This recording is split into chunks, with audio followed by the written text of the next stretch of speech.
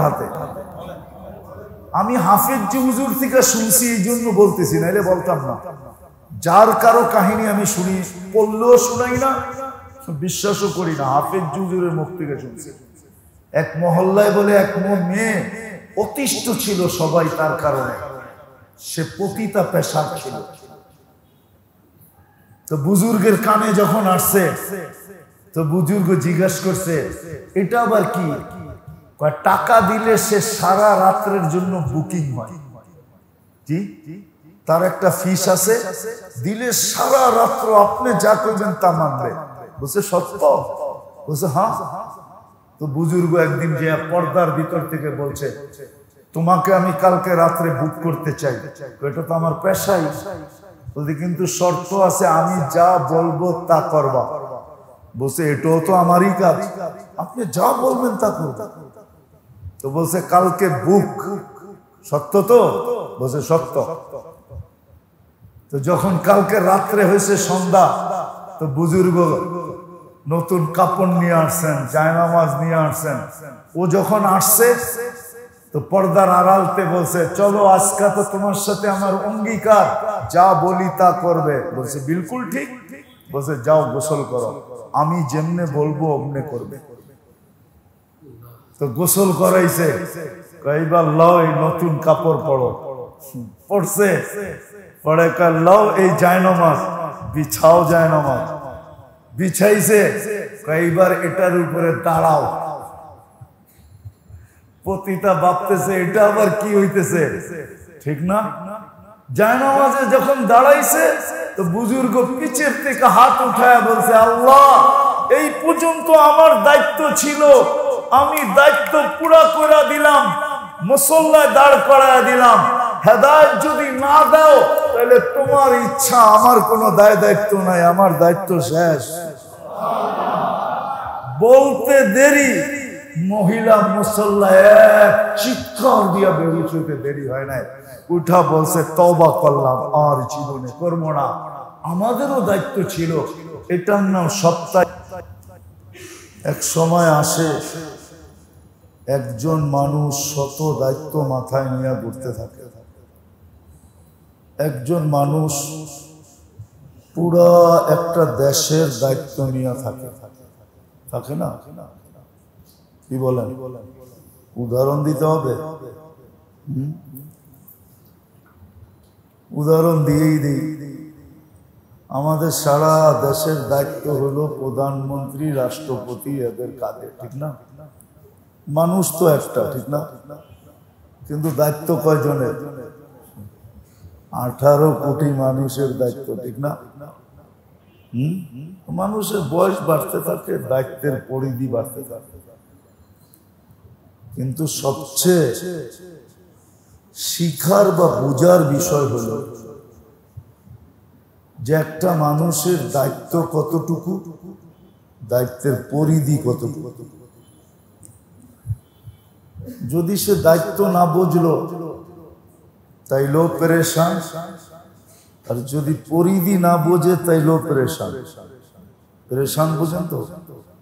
অস্থির হবে দায়িত্বের পরিধি যদি না জানে, দায়িত্বের সিরিয়াল যদি, স্তর যদি না জানে। আল্লাহ মানুষকে দায়িত্ব দিয়ে পাঠিয়েছেন, এটা চির সত্য, এটা আমরা বিশ্বাস করি। ব্যক্তিগত দায়িত্ব আছে, পারিবারিক দায়িত্ব আছে, প্রাতিষ্ঠানিক দায়িত্ব আছে। প্রাতিষ্ঠানিক দায়িত্ব আছে না? একটা দোকানের ম্যানেজার, তার দায়িত্ব তো পুরো প্রতিষ্ঠানের, ঠিক না?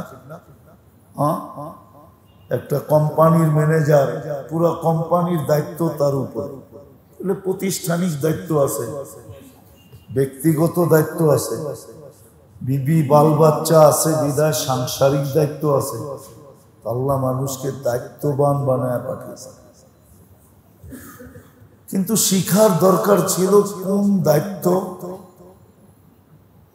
এর পরিধি কতটুকু, এটা প্রত্যেকের শিখা উচিত ছিল। আর কোন দায়িত্বের গুরুত্ব কতটুকু, প্রত্যেক দায়িত্বের এক একটা গুরুত্ব আছে, আবার দায়িত্বের পরিধিও আছে। আজকে আমরা গুরুত্ব জানি না, পরিধিও জানি না, শুধু জানি আমি দায়িত্ববান। বিদায় বোঝা উঠায়া অল্প বয়সে বুড়া হয়ে যেতেছে। এই জন্য আল্লাহ শুধু দায়িত্ব দেন না, বরং দায়িত্বের পরিধিও নির্ধারণ করে দিয়েছেন। কোন দায়িত্ব কতটুকু জরুরি, কতটুকু কোনটার স্তর, এটাও আল্লাহ বলে দিয়েছেন। তাহলে শরীয়তে তিনটা জিনিস আসতো না। কোন মানুষ মারা গেলে প্রথম তার সম্পত্তি বাট হয়, বাঘ হয় কাদের ভিতরে? এদেরকে আমাদের ভাষায় বলে জবিল ফুরুজ। তার রক্তের সম্পর্ক কে কে আছে, ছেলে সন্তান আছে কিনা, তার থেকে যারা জন্ম নিছে তারা আছে কিনা। যদি তার থেকে কেউ জন্ম না নিয়ে থাকে তখন শরীয়তের ভাষায় বলে এসাবা।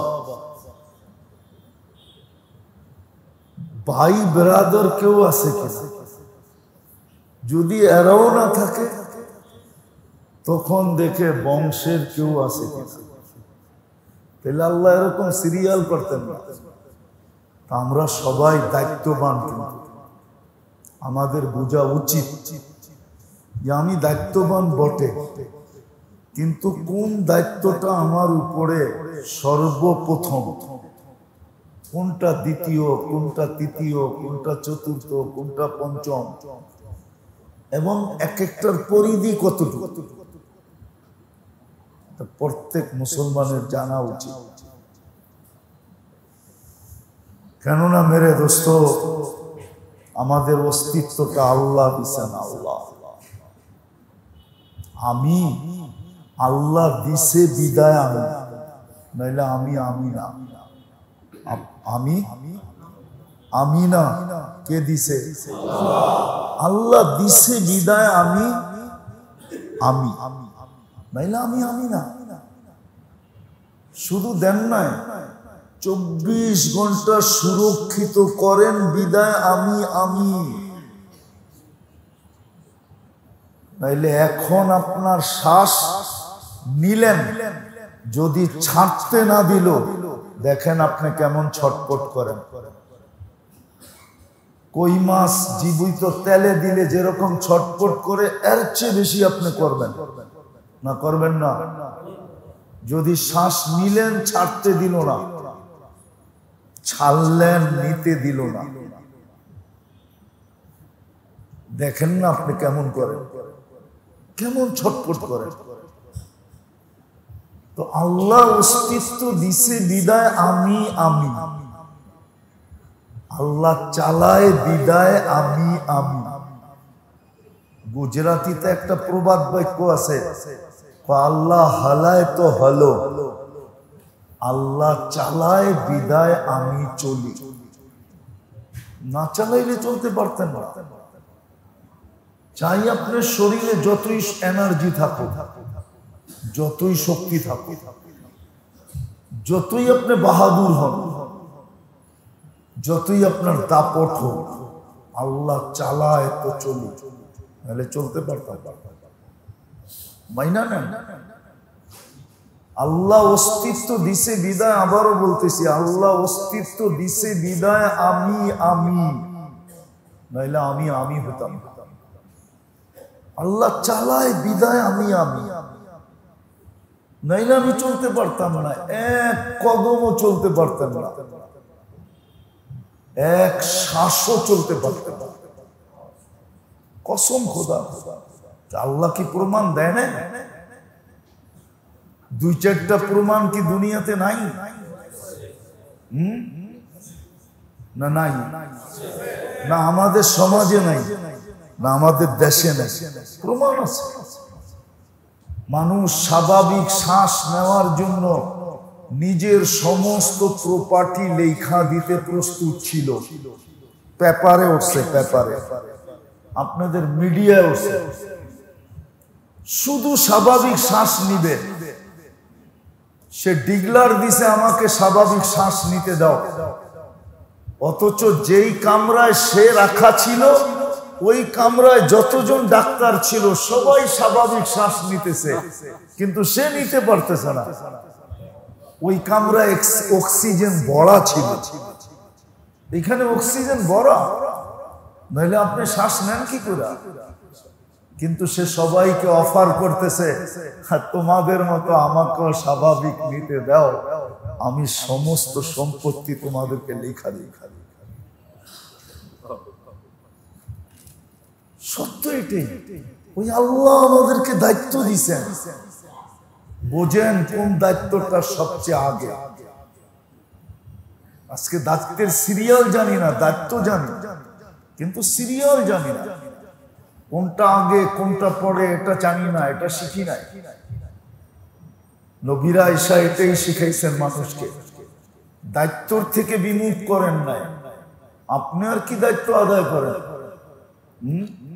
আমরা কতটুকু দায়িত্ব আদায় করি? মুহাম্মদুর রাসূলুল্লাহ সাল্লাল্লাহু আলাইহি ওয়াসাল্লাম তো এই দায়িত্ব পর্যন্ত শিখাইছে যে তুমি খাওয়ার প্লেটে বসার আগে প্রতিবেশীকে জিজ্ঞাসা করো তার ঘরে খাওয়া তৈরি হয়েছে কিনা। যদি না হয়ে থাকে তাহলে তাকে ডাইকা তোমার প্লেটে বসাও, এক রুটি বাক্যরা খাও।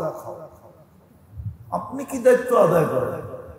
যেগুলোর নাম দায়িত্ব বইলা প্রচার করি, প্রসার করি, আর ছড়াইতে থাকি আর বলতে থাকি, এগুলো দায়িত্ব না। দায়িত্ব কিন্তু সিরিয়ালে অনেক পিছিয়ে। এই জন্যই আমার কথা শুরু ছিল যে আমরা দায়িত্ববান বটে, আল্লাহ আমাদেরকে দায়িত্ব দিয়ে পাঠিয়েছে, কিন্তু দায়িত্বের সিরিয়াল শিখি নাই যে কোনটা আগে কোনটা পরে,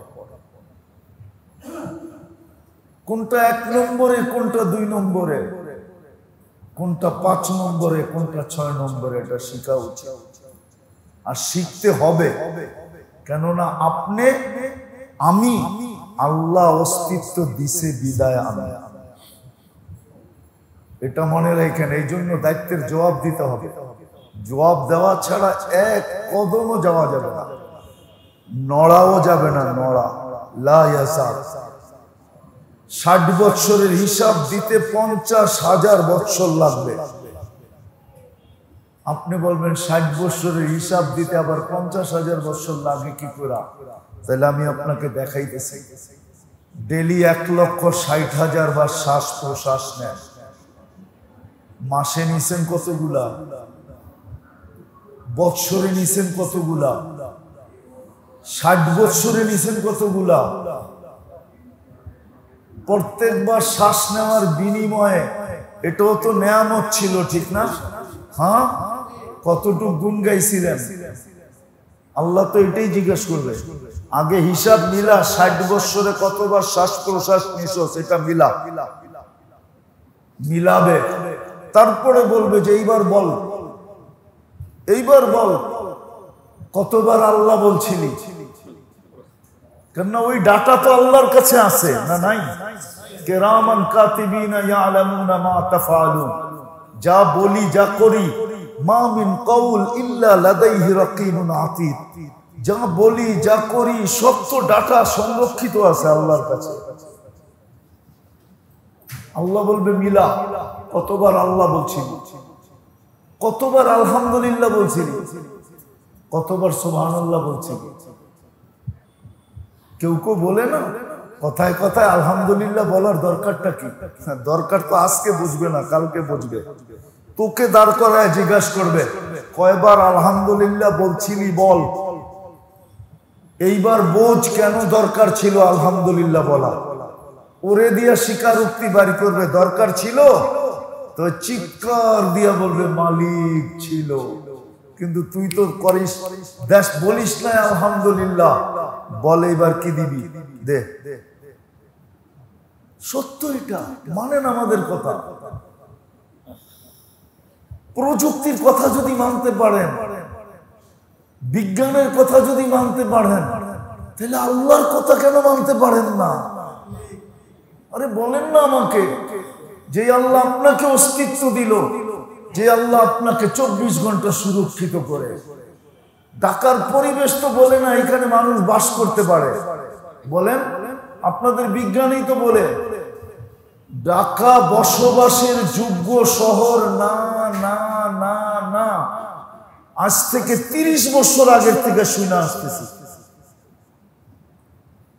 ঢাকার মতো দূষণ দুনিয়ার বহুত কম শহর আছে। সিরিয়াল গুলার ভিতরে একটা হলো ঢাকা দূষণ যুক্ত শহর। আপনি বাস করতেছেন না? কি রাগ হয়ে গেলেন? বাস করেন না? হ্যাঁ, দূষণ ভিতরে যায়। হ্যাঁ যায়। কি যায়? গেলে আপনি বেঁচে আছেন কেমনে? যায় মানলাম, কিন্তু আল্লাহ কাজ করতে দেয় না। যায় বটে, কিন্তু মে মাসের শুরুতে যে গরম ঢাকায় ছিল, আজকেও তো শরীরে গরম লাগছে 46। এর আগে তো আরো বেশি ছিল। আচ্ছা, এই গরমটাই যদি শ্বাস দিয়ে আপনার ভিতরে যাইতো কেমন লাগতো? শরীরে তো জ্বলতে ছিল লাইগা, ঠিক না? হ্যাঁ, যদি এই গরমটাই শ্বাস দিয়া ভিতরে যাইতো, ফুসফুসে যাইতো, তো কেমন হতো বলেন? কেমন হতো? আরে বলেন না কেন? যদি ওইটাই ভিতরে যাইতো, বলে না শ্বাসনালী 60% জ্বলে গেছে। আরে জ্বললো কি করে? শ্বাসনালীর ভিতরে আগুন গেল কি করে? আগুন যায় নাই, আগুনে যে পড়ছে আগুনের তাপ ভিতরে গেছে। তাপ, আগুন যায় নাই ভিতরে, তাপ ভিতরে যায়। কেননা শরীরের চামড়া মোটা বেশি, ভিতরে শ্বাসনালী বড় সূক্ষ্ম, বড় পাতলা বেশি। এই জন্য শরীর সইতে পারছে, ও সইতে পারে না। যদি ভিতরে যেত কি করতেন বলেন? কি করতেন ভাবেন কোনদিন?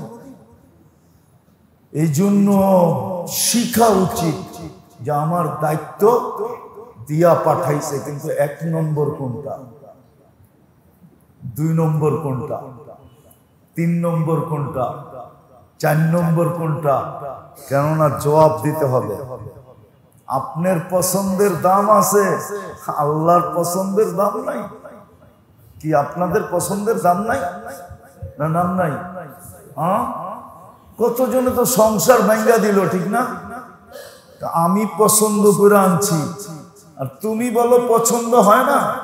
উডাও গাঠি, চলো বাপের বাড়ি, যারটা পছন্দ হয় তার লগে যাও। কি সংসার ভাঙ্গে নাই? না ভাঙ্গে নাই? ভাঙছে 2-1টা এরকম। আপনার পছন্দের দাম আছে, আল্লাহর পছন্দের দাম নাই। আপনাকে মানুষ হিসাবে কে পছন্দ করছে? মুসলমানের ঘরে কে পছন্দ করছে? উম্মতে মুহাম্মদী কে পছন্দ করছে? 3টা দেখাইলাম। সৃষ্টির ভিতরে শ্রেষ্ঠত্ব হিসাবে কে পছন্দ করছে? সৃষ্টির ভিতরে সবচেয়ে সুন্দর গঠনের জন্য কে পছন্দ করছে? সৃষ্টির ভিতরে সবচেয়ে সুন্দর কে পছন্দ করছে? সেঞ্চুরি দেখানো যায়, সেঞ্চুরি। আল্লাহ আপনাকে পছন্দ করলো, আর আপনার পছন্দের কোনো দাম নাই। আপনার পছন্দেরই দাম। এই জন্য শিখেন। কথার শেষ জায়গায় চলে আসছি, লম্বা করবো না। শিখেন কোন দায়িত্ব, কতগুলা দায়িত্ব, কোনটা আমার প্রথম দায়িত্ব, কোনটা দ্বিতীয় দায়িত্ব, কোনটা তৃতীয় দায়িত্ব, কোনটা চতুর্থ দায়িত্ব। আপনারা কি বলেন? মা বাপ কি বলে? সন্তান পালেন, ঠিক না? রাগ হয়ে গেলেন? এটাই তো বলেন। কি বলেন না? কি বলেন? আমি সন্তানকে কি করি? আল্লাহ তো উল্টাটা বলে, আনতুম তুরজাকুন। আল্লাহ তো উল্টাটা বলে, নাহনু ইয়ারযুকুহুম ওয়া ইয়্যাকুম লা তাকতুলু আওলাদাকুম খাশিয়াতা ইমলাক। নাহনু নারযুকুহুম ওয়া ইয়াকুম, সন্তান দিছি বিদায় তোরে পালতেছি, নইলে তোর মতো মানুষকে পালে কে? আমি ডাকলো মসজিদে আসিস না, আবার তোরে পালবো? তুই বললাম আল্লাহ বলে আমি ডাকলে মসজিদে আসিস না, তোমাকে পালবো আমি। আল্লাহ যে 99 পদের মালিক, একটা পদের মালিক হইয়া মাঝে মাঝে রাস্তায় দেখি, তো রাস্তায় মাঝে মাঝে অনেক সময় রাস্তায় দেখি, ঠিক না? দেখেন না আপনারা? আমরা গাড়ি গুড়িতে চলি তো রাস্তায় খুব দেখি, মাঝে মাঝে দেখি, পড়ায় সময় দেখি, সামান্য একটু পদের মালিক হইয়া রাস্তার দাপট, মনে হয় যে ওই রাস্তার মালিক দেশেরও মালিক, আমাগো মালিক, ঠিক না? বোঝেন নাই মনে হয়? হ্যাঁ, তিন চিল্লায় বেরো, চিল্লায় বেরো, গরু কেটটা খাওয়াইতেছে, কিন্তু মহল্লায় কেটা খাওয়ায় না। মহল্লায় কেটা রাগ হয়ে যাবো তো আমার কথা শুনলে, সব কইব গঙ্গা দিহি উল্টা চলতেছে, মহল্লায় গরু কেটা খাওয়ায় না, ওই দিনাজপুরে যে খাওয়াইতেছে, পঞ্চগড় যে খাওয়াইতেছে। রাগ হয়ে গেলে কিচ্ছু আসে যায় না, রাগ হইলে ফেরেশতা লিখতেছে, ট্যাপ করতেছে, আমারটাই সত্য হবে। আমি গাইটা বলতেছি, এই তিনটা ছিল ফরজ দায়িত্ব, তারপরে আল্লাহর ওয়াদা ছিল, ওয়াদা, তারপরে আল্লাহর ওয়াদা ছিল আসলাহাল্লাহু বাইনাহু ওয়া বাইনা খালকি, আল্লাহর ওয়াদা ছিল এই তিনটার দ্বারা আল্লাহর সাথে সম্পর্ক হবে, ফরজ আদায় হবে, আল্লাহর ওয়াদা পুরা হবে। আল্লাহ বলে বাকিগুলো সব আমাদের দায়িত্ব, তোর দায়িত্ব না। বাকি সব সম্পর্ক আমরা ঠিক করে দেব, সবকিছু এলোমেলো আমরা গুছাই দেব। আমাদের তিনটা ফরজ দায়িত্ব: নিজেকে বাঁচানো, পরিবারকে বাঁচানো, যেই পরিবেশে আমি বাস করি ওই পরিবেশকে বাঁচানো। এটা আমার সর্বপ্রথম ফরজ। বিশ্বাস হয় না? তাইলে তোকে উসমান রে ফোন করে জিজ্ঞাসা করে, ওনার লেখা পড়া। এই তিনটা আমাদের সর্বপ্রথম ফরজ দায়িত্ব। নিজেকে বাঁচাও, পরিবার বাঁচাও, তোমার পরিবেশ বাঁচাও, তোমার মহল বাঁচাও, এলাকা বাঁচাও, এলাকাকে বাঁচাও, জাহান্নাম থেকে বাঁচাও। আযাব যখন আসবে তখন তোমার এলাকা যেন বেঁচে যায়। আর আল্লাহ হাজারো এলাকা বাঁচায় দেখাইছে, হাজারো এলাকা। আযাব আসছে, কিচ্ছু হয় না। আর হাদিসে আছে যেই এলাকা এই দায়িত্ব পুরা করবে, যেই এলাকা এই দায়িত্ব পুরা করবে, ও পড়ছেন, তালিম করছেন, বোঝেন নাই, ফাজাইলে আমল উঠান, এখন দেখায় দেব। আকাশ থেকে আযাবের সিদ্ধান্ত হইছে, কিন্তু দেখতেছে রাস্তার ভিতরে হাঁটতেছে, এরা এলাকা পরিবর্তন করার জন্য গলি গলি ঘুরতেছে। আল্লাহ বলে আযাব উঠায় দাও। এটা তো লয়ে গেছেন ওই পঞ্চগড়ে, এটা তো লয়ে গেছেন কই দিনাজপুরে, এটা তো লয়ে গেছেন কই নীলফামারীতে, এটা লয়ে গেছেন টেকনাফে। এটা তো নিজের মহল্লায় রাখেন না, এটা তো মহল্লার কথা বলছে, যে তার পরিবেশকে বাঁচানোর জন্য। পরিবেশ বাঁচানো তিনটা হলো 1 নম্বরের ফরজ দায়িত্ব। বাকিগুলো আল্লাহর ওয়াদা আছে। আমরা তো বুঝি না এই উম্মতকে আল্লাহ এত ক্লান্ত করার পক্ষে ছিলেন না। আজকে উম্মত নিজে নিজে ক্লান্ত হইতেছে। আল্লাহর কি দোষ? আল্লাহর দোষ কি? আল্লাহ তো এই উম্মতকে এত ক্লান্ত হইতে বলছিলেন না, এত ক্লান্ত হওয়ার দায়িত্ব এই উম্মতকে দিছিলেন না, যে সেই মিরপুরের তে বাইরেছে ফজর নামাজ পড়া, ইসলামপুরে ব্যবসা করে আবার মিরপুর যাইতে যেতে ফজর হয়ে যাবে, ঠিক না? যদি জ্যামে আটকায় গেল কি ফজর হয় না? হয় না? আরে না হইলেও তো কাছাকাছি তো হয়। হ্যাঁ, 12টায় পৌঁছলে আজকে ফজরের নামাজ হবে, ফজরে সুবে সাদেক হবে আজকে কয়টায়? 3টা কততে? 3:54-তে। তো 12টায় যদি মিরপুর পৌঁছে বাকি আছে কতটুকু? কাপড় খুলবেন কোন সময়, ওয়াশরুমে যাইবেন কোন সময়, রেডি হইবেন কোন সময়, ঘুমাইবেন কোন সময়, খাইবেন কোন সময়, আবার ফজর হয়ে গেছে, চল এবার ইসলামপুর। আবার এত খাটতে কয় না আল্লাহ, এত খাটার ওয়াদা ছিল না। এই উম্মতের সাথে তো বরকতের ওয়াদা ছিল, বরকতের। হুজুররা বলতে পারবে না যত বড় হুজুর হোক, কোন উম্মতকে এই দোয়া দেন নাই। মসজিদে ঢুকার সময় আল্লাহুম্মা আফতাহলি আবওয়াবা রাহমাতিক, আল্লাহ রহমতের ভান্ডারটা আমাকে বাড়ির দিয়া দেন। আল্লাহ তো দেওয়াল লিগি তো মসজিদে রাখছে। এই উম্মতকে দিয়েছেন বরকত। এই উম্মত এতটুক কামাবে, একজন কামাবে, 100 জন খাবে। কয়জন কামাবে? কয়জন? কি খায় না? ফ্যামিলির কয়জন কামায়? কি আপনাকে ছেলে ফেলে গো বাপ দেখলে তো অন্যরকম মনে হয়, ঠিক না? কি আমগো ছেলে ফেলে গো বাপ দেখলে অন্যরকম মনে হয় না? হ্যাঁ, বাইক, সাইক, গাড়ি, শাড়ি, ঠিক না? পোশাক আশাক, মোবাইল সোবাইল দেখলে মনে হয়, কিন্তু সব কামায় কে? একজন, ঠিক না? জানতো কোন জাতির ভিতরে দেখা আসেন তো, দুনিয়ায় বর্তমানে যত জাতি আছে দেখা আসেন তো। কি পেপার পড়েন না? সব আমিই পড়ি। হ্যাঁ, বারাক ওবামার মেয়ে পর্যন্ত চাকরি করছে, ওর বাপে যখন রানিং প্রেসিডেন্ট ছিল। করে নাই? মনে হয় পেপারে পড়েন না আপনারা। হ্যাঁ, ছদ্মবেশে যায়া ম্যাকডোনাল্ডে চাকরি করছে ওর মেয়ে, অথচ বাপ রানিং প্রেসিডেন্ট, আমেরিকার প্রেসিডেন্ট। ও জানে ওর সব চাহিদা বাপের টাকা দিয়ে পুরো হবে না, কিছু নিজেরও পুঁজি লাগবে। জান্নাত দুনিয়ার কোন জাতির কাছে যাবে? জান্নাত দুনিয়ার কোন জাতির কাছে যাবে না? ইউরোপে যাবেন, আমেরিকা, খ্রিস্টান, ইহুদি, কার ঘরে যাবেন আপনি?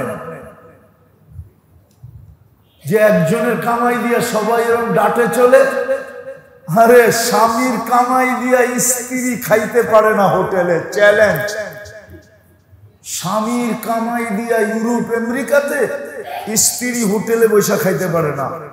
স্ত্রীর কামাই লাগবে, ক্রেডিট কার্ড লাগবে, পাঁচ করতে হবে, তাইলে খাইতে পারবে। স্বামীর কার্ড যত বড় হোক, ওই দেশের নিয়মই নেই। স্বামী স্ত্রীকে হোটেলের বিল দিবে না, মদ খাওয়ার বিল দিবে না। চ্যালেঞ্জ আপনার সাথে। আমি তো ঘুরে বলতেছি, আল্লাহ আমাদেরকে বরকত দিছিলেন, বরকত। এই 3 জিম্মাদারির বিনিময়ে নিজেকে বাঁচাও, পরিবার বাঁচাও, নিজের পরিবেশ বাঁচাও, নিজের মহল্লা বাঁচাও, এলাকা বাঁচাও, জাহান্নাম থেকে বাঁচাও। বাঁচানো সহজ, কঠিন না। যদি বুঝে আইসা থাকে তাহলে দিলের ভিতরে কাঁথে না। আজকের থেকে চেষ্টা করে, ওটার পদ্ধতি কঠিন না, সহজ। আল্লাহ আলেম ওলামারা সহজ করে দিয়েছেন, সহজ। 5 কাম, এই 3 দায়িত্ব পুরা করার A to Z পদ্ধতি। 5 কাম। মসজিদে বৈশাখ প্রথমে ভাবো যে আমার এলাকার কে মসজিদের সাথে সংযুক্ত না, এটার নাম হলো মশওয়ারা। এটা ভাবো। ডেলি 10 মিনিট এর বাড়ি ঘরে যায়া পাও ধরো, এটার নাম 2.5 ঘন্টা। প্রতিদিন বাড়িতে যায়া বুঝাও, সপ্তাহে একদিন সবাইকে মসজিদের ভিতরে আইনা পিছন থেকে হাত উঠাও। একটা কাহিনী মনে হচ্ছে, বলবো? সময়ও নাই আমার হাতে। আমি হাফেজ হুজুর থেকে শুনছি, এই জন্য বলতেছি, নাইলে বলতাম না। যার কারো কাহিনী আমি শুনি, পড়লেও শুনাই না, বিশ্বাসও করি না। হাফেজ হুজুরের মুখ থেকে শুনছি। এক মহল্লায় বলে এক মেয়ে অতিষ্ঠ ছিল সবাই তার কারণে, সে পতিতা পেশাব ছিল। তো বুজুর্গের কানে যখন আসছে তো বুজুর্গ জিজ্ঞাসা করছে এটা আবার কি? টাকা দিলে সে সারা রাত্রের জন্য বুকিং হয়। জি, তার একটা ফিস আছে, দিলে সারা রাত্র আপনি যা করবেন তা মানবে। বলছে সত্য? বলছে হ্যাঁ। তো বুজুর্গ একদিন যে পর্দার ভিতর থেকে বলছে তোমাকে আমি কালকে রাত্রে বুক করতে চাই। এটা তো আমার পেশাই। বলতে কিন্তু শর্ত আছে, আমি যা বলবো তা করবা। বলছে এটাও তো আমারই কাজ, আপনি যা বলবেন তা করব। তো বলছে কালকে বুক, সত্য তো? বলছে সত্য। তো যখন কালকে রাত্রে হয়েছে সন্ধ্যা, তো বুজুর্গ নতুন কাপড় নিয়ে আসছেন, জায়নামাজ নিয়ে আসছেন। ও যখন আসছে তো পর্দার আড়ালতে বলছে চলো আজকে তো তোমার সাথে আমার অঙ্গীকার, যা বলি তা করবে। বলছে বিলকুল ঠিক। বলছে যাও গোসল করো, আমি যেমনে বলবো অমনে করবে। তো গোসল করাইছে, কইবার লও এই নতুন কাপড় পরো। পড়ছে, পরে কয় লও এই জায়নামাজ বিছাও, জায়নামাজ বিছাইছে, কইবার এটার উপরে দাঁড়াও। পতিতা ভাবতেছে এটা আবার কি হইতেছে, ঠিক না? জায়নামাজে যখন দাঁড়াইছে তো বুজুর্গ পিছের থেকে হাত উঠায় বলছে আল্লাহ, এই পর্যন্ত আমার দায়িত্ব ছিল, আমি দায়িত্ব পুরা করে দিলাম, মুসল্লায় দাঁড় করায় দিলাম। হেদায়েত যদি না দাও তাহলে তোমার ইচ্ছা, আমার কোনো দায়িত্ব নাই, আমার দায়িত্ব শেষ।